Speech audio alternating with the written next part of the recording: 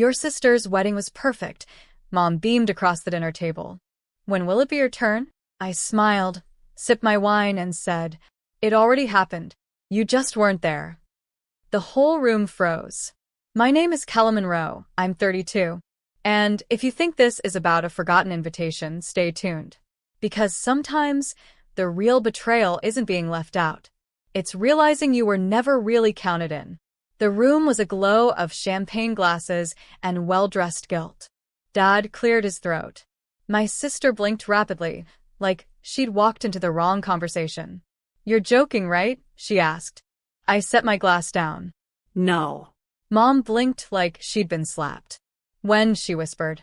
6 months ago, I said. A courthouse. Just us. No drama. Her face fell, lips parting with the kind of shock only expectation can summon. You didn't tell us. No, I said. Because you were too busy planning her perfect day. You didn't even ask if I was seeing anyone. They hadn't. Not once. When I got engaged, I kept it private, not out of shame but protection. Protection from the comparisons. The judgment. The subtle ways they made me feel like a spare part in someone else's fairy tale. So we eloped. Just me, Asher, and a steel blue sky. No venue drama. No seating charts. No tears from my mother about how the table linens weren't elegant enough. I had mailed a single photo afterward. One of me in my dress. Laughing. Real. No one replied. So tonight, I gave them the truth. Raw, clean, final. My sister looked away. Mom swallowed her wine like it was venom. And Dad?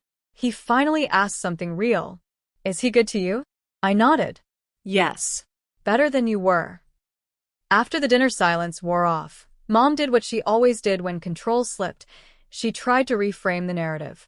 You should have told us, she said, with that rehearsed tremble in her voice. As your mother, I had a right to be there. I raised my eyebrows. A right? I looked at my sister. You didn't think I had a right to be at yours. Remember? Because I hadn't forgotten. The missing RSVP. The suddenly lost invitation. The day of text that said, we assumed you'd be too busy with work. But I hadn't been busy. I'd sat in my apartment, alone, watching their photos flood social media, like confetti. My sister's smile, Mom's tears, Dad's toast. All while I scrolled, heart pounding, face hot, and realized they never wanted me there. Not really. I was the background sister. The one who never needed help. The one who made unconventional choices and didn't follow tradition. So, I created my own. My wedding was small. No matching dresses. No tiered cake. Just vows spoken on a windy hilltop, our hands pressed together, our eyes locked in defiance of everyone who said love only matters when it's witnessed. I didn't post it online. I didn't need their likes. Dad sighed now at the table, heavy and tired. Why didn't you tell me? He asked. I almost believed the softness in his voice. Until I remembered his toast at my sister's wedding. We're so proud to have one daughter who's finally doing things the right way. I looked him dead in the eye. You didn't ask. No one did. They only saw me when I reflected their image. But now? I was done holding the mirror. And across the table, for the first time in my life, I saw my sister's smile fade. My sister finally spoke. I didn't think you'd want to come to my wedding, she said, eyes flicking down to her plate. You always make everything about you. That was rich, coming from the girl who demanded 5 dress changes and cried over the shade of peonies. I tilted my head. Not inviting someone and justifying it after the fact doesn't make it right, it makes it rehearsed. She flinched. So did Mom. Dad picked up his fork like it was a shield. I kept going. Not to wound, but to witness. I was never going to be the sister who looked good in bridesmaid photos. Or the one who made your love story look bigger by standing quietly beside you. That's not fair. Neither was watching you all clink glasses while I sat home wondering what I did wrong. Her lip trembled, but I didn't soften, because the problem wasn't the wedding. It was years of revisionist history. Years of being labeled dramatic for speaking up. Years of being told I was too intense, too independent, too much. And yet somehow, Not enough to be invited. Mom jumped in. Well, it's over now. Maybe we can move forward. I shook my head. See, that's the thing. I already did. Without you. Her face dropped like a chandelier cracking from the ceiling. I stood up, napkin folded gently in hand. I didn't come here to explode. I came here to set the record straight. I looked at my sister. You got the wedding you wanted. I looked at my parents. You got the daughter you celebrated. Then I smiled genuinely. And I got the peace none of you ever offered. And with that, I walked out, leaving behind the only seat I'd ever truly been assigned at that table, the empty one. You said. 3 days passed before anyone said a word. Not a call. Not a text. Just silence, cold and tactical. And then on a Wednesday night, Mom emailed. You blindsided us. Your sister is heartbroken. There was no need for that scene. No need? I stared at the screen like it might blink and correct itself. That scene was me finally speaking. One truth. At one table. After decades of swallowing everything else. I didn't reply. But they weren't done. My sister posted a throwback on social media, a photo of her wedding day. Captioned, some people watch. Some people vanish. Real love shows up. The comments were predictable. Friends validating. Distant cousins chiming in. A parade of digital loyalty. I didn't flinch, because they could spin the story all they wanted. I had already lived it. Meanwhile, Asher, my husband, was folding laundry when I told him. He didn't ask for details. Just walked over, kissed my forehead, and said, Do they even know your favorite flower? They didn't. He did. Calla lilies. He planted them outside our rental 2 months before we got married. Said, now your name lives in the garden. My family never asked why we eloped. Never noticed how light I became once I stopped performing daughterhood like it was an unpaid role. I went on with my life. Until another email arrived. This time from Dad. Just 5 words. Can we talk? Just us. I hovered over it. Because sometimes the ones who stay silent after your truth erupts are the ones who finally heard it echo. And sometimes, they're just hoping to pull you back in gently before you realize you're free. I took a deep breath and typed. We'll see, you said. Dad picked a diner, neutral ground. Same one we used to go to after my violin recitals. He was already seated when I arrived, hands folded, coffee half full. For a second, I saw the Dad I remembered, steady, quiet, impossible to read. I'm not here to take sides, he said. I raised an eyebrow. You've already taken them. He nodded, slowly.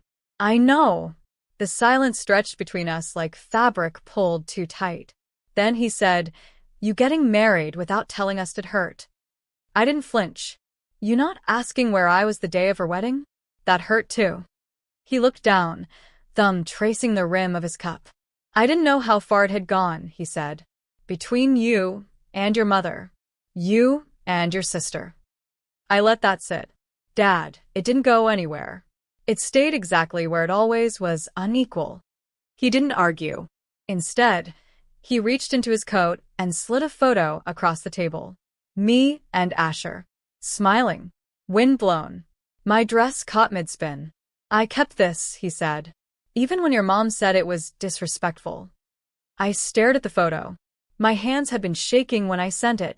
One last attempt. One last olive branch. I didn't know how to reach you, he added. Not without her listening. I leaned back. Then maybe don't reach for me until you're willing to stop whispering around her. His eyes softened. I miss you. I folded the photo and tucked it into my purse. I'm not lost, Dad. I just stopped walking in your direction. He nodded again. No defense. No pleading. And maybe, finally, he understood. I hadn't left the family. I'd just stopped waiting for them to meet me halfway. 2 days after the diner, Mom showed up at my door. Unannounced. Uninvited. She didn't even knock. She waited in her car like a lawyer prepping closing arguments, sunglasses on, jaw set like granite. I opened the door slowly. She stepped out, arms crossed, lips pursed. I suppose your father told you I was the villain now. I didn't answer. Because villains don't always wear black. Sometimes, they wear pearls and speak in sighs instead of slurs. I raised you better than this, she said. Did you? I replied, calm. She exhaled. You embarrassed us. You humiliated your sister. No, I said. I answered your question. You asked when it would be my turn. I told you. And that scene at dinner was honesty. I cut in. The silence swelled. A war without noise. Then she stepped closer. You've always needed too much, she whispered. Too much validation. Too much space. I felt that line hit where it was meant to. But this time, it didn't land. Because she didn't know. I'd already unpacked that wound. With Asher. In therapy. In the stillness of a marriage she never asked about. I looked at her the way you look at a painting you once loved, and now see for what it really is, technique without truth. You didn't lose a daughter, I said. You just lost the version you controlled. She blinked. You think you're better than us now? No, I said. I think I'm just done bleeding for the applause you never gave me. She didn't cry. She turned, walked back to her car. Engine started. No wave, just taillights fading down the street. And I closed the door without guilt. Because not every ending needs a slam. Some need silence and a lock. A week later, the wedding album arrived. Not mine, my sister's. A thick, cream-colored envelope with gold embossing and the Monroe family crest etched in the corner. No note, just the album. Sent to me like a peace offering. Or a provocation. Asher watched me slit it open at the kitchen counter. Sure you want to do this? He asked gently. I nodded. Sometimes, closure isn't about what you want to see, but what you're finally ready to face. The first few pages were predictable. Dress fittings. Champagne flutes. Dad walking her down the aisle. Then came the reception. Mom mid-toast, eyes glassy with pride. A long, scripted quote about daughters, dreams, and destiny. Then one image made me freeze. A family portrait. Everyone lined up, smiling, poised. And there it was. My name, written under the photo. Except the body standing there wasn't me. It was my cousin from Vermont. Same height, same dark hair, wearing a dress suspiciously similar to one I once wore to a graduation. They passed her off as me. Framed it. Labeled it. Posted it online. As if presence could be faked. As if truth was just a caption away from revision. Asher stood behind me, jaw tight. They replaced you, he said quietly. In pictures. No, I whispered. They erased me, and didn't think I'd notice. I slid the album back in the envelope. Didn't tear it. Didn't scream. I simply wrote one word across the front in permanent marker. Return. Dropped it in the mailbox the next morning. No note inside. No explanation. Because when someone deletes you from the frame of their perfect story, you stop being the background and start being the author of your own. You said. They never responded. Not to the returned album. Not to the message written across the envelope. Not to the unspoken truth inside it. And that silence? It didn't ache. It clarified. I stopped waiting for the apology that would never come. The revision that would never be printed. Instead, I started building something of my own. Asher, and I found a little venue by the lake. Nothing fancy, just a wide porch, twinkle lights, and space for 30 chairs. We called it a celebration of honesty. Not a second wedding. Not a do-over. Just a gathering of the people who actually showed up. Old friends. Colleagues. 2 neighbors who brought homemade pie. No seating chart. No expectations. No relatives needing emotional babysitting. And when I stood in front of those 30 souls and read our vows, again, but this time aloud, I didn't cry. I breathed. Because healing isn't always poetic. Sometimes it's just honoring what was real in front of those who never made you earn love like a prize. Afterward, someone asked if my family was coming. I smiled gently. No. They already attended a wedding. Just not mine. That night, back at home, I took the last box down from the closet. Old cards. Framed quotes from Mom. A bridesmaid dress I never wore. I placed it all in a bag, not with rage, with relief, and dropped it off at the donation bin on 7th Street. A girl in line behind me said, "That's a really pretty dress."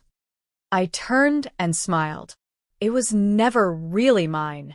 And as I walked away, lighter than I'd felt in years, I realized, family isn't who shares your name. It's who never has to ask twice where you were when it mattered.